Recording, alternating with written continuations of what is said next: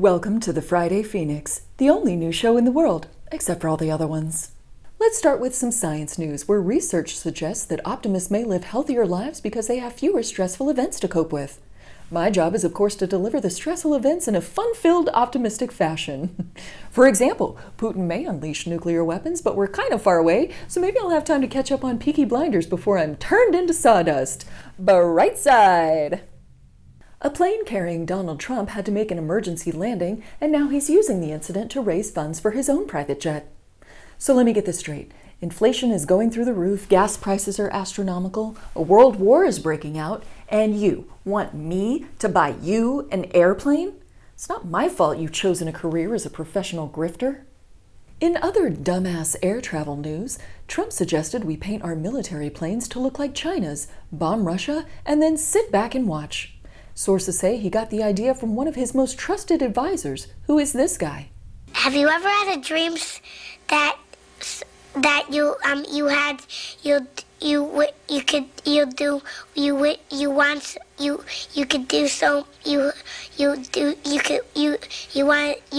him to do you so much you could do anything?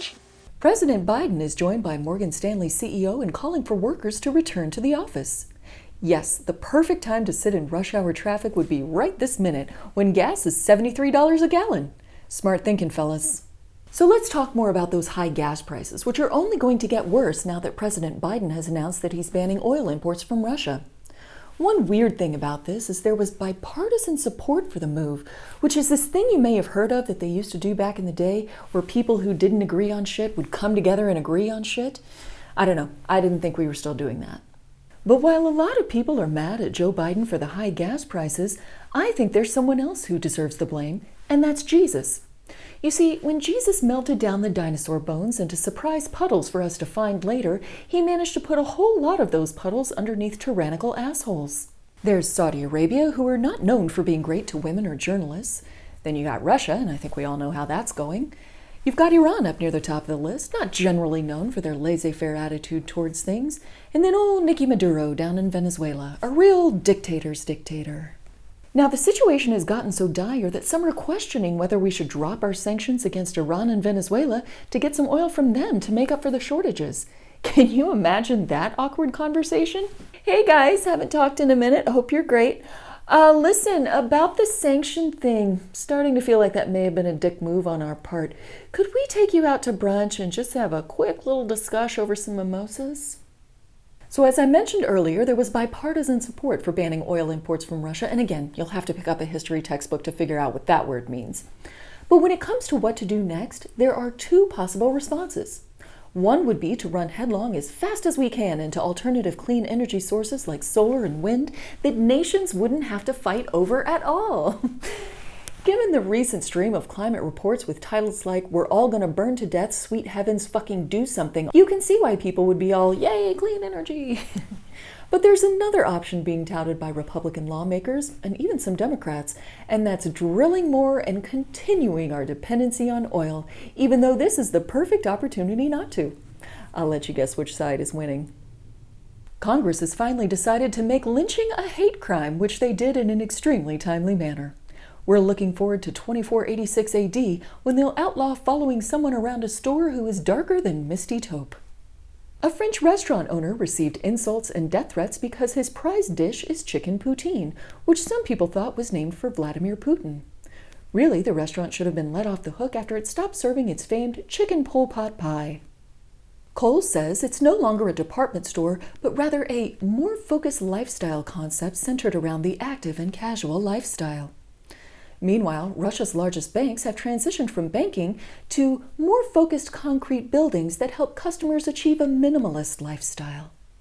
It was International Women's Day this week, which is a day where all of women's grievances are addressed and set right. Oh, no, wait, I'm sorry, it actually just means that there is a hashtag, which is what we have been trying to get accomplished all along. Yes, we did it, ladies. Just a quick question, though. Why do we only get one day? A month, people, a month. Hell, while we're at it and asking for the impossible, let's have women get paid more than men. That's right, more than men. For like 1,000 years to make up for the last 1,000, and then we'll do equal pay. And if you think that's going too far, let's see what's going on in the world of ladies with our new segment, Everything's Great for Women. A Republican House candidate in Michigan said he'd advised his daughters to lie back and enjoy it if they were being raped. Everything is so great for women. Not surprisingly, one of his daughters had previously urged voters not to vote for her father on Twitter. So if you get an invite to their house for Thanksgiving, maybe stay home and make yourself a turkey sandwich instead.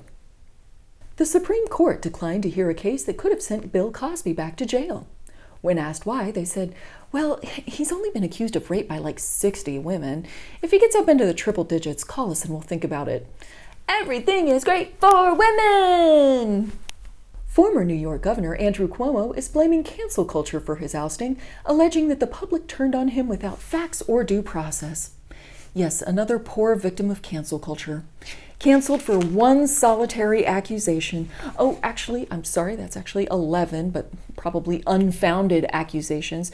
11 accusations that were found credible by one singular state attorney general. Oh, no, actually, it looks like it was one state attorney general and several district attorneys. Boy, howdy, that's an awful lot of people canceling him. Poor guy. But at least everything's great for women. One bright spot for women was the gender pay gap bot on Twitter. Every time a brand tweeted platitudes about International Women's Day, the bot would respond by tweeting the pay gap for that brand. Many brands quickly deleted their tweets, probably so that they could go focus on addressing their gender pay disparities. Because everything is great for women! Mike Lindell announced this weekend that he would be engaging in a class action lawsuit against all machines.